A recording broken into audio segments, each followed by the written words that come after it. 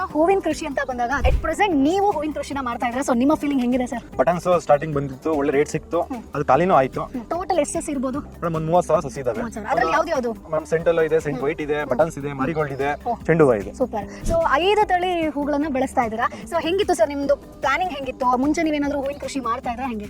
ಎಲ್ಲ ಒಂದು 2 ಎಕರೆಗೂ ಒಂದೇ ಸಸಿ ಹಾಕಿದ್ರೆ ರೇಟ್ ಸಿಕ್ಕಿದ್ರೆ ಓಕೆ, ರೇಟ್ ಸಿಗ್ಲಿಲ್ಲ ಅಂತಂದ್ರೆ ಲಾಸ್ ಆಗುತ್ತಲ್ಲ ಅಂತ ಹೇಳ್ಬಿಟ್ಟು ನಾನು ಒಂದು 4-5 ತರ ಹೂ ಹಾಕಿದೆ. ಒಂದು ಎರಡು ಹೂವದಲ್ಲಿ ರೇಟ್ ಸಿಗ್ಲಿಲ್ಲ ಅಂತಂದ್ರು ಇನ್ನೆರಡು ಆಲ್ಟರ್ನೇಟ್ ಆದ್ರೆ ರೇಟ್ ಸಿಗುತ್ತೆ ಅಂತ ಹಾಕಿದೀನಿ.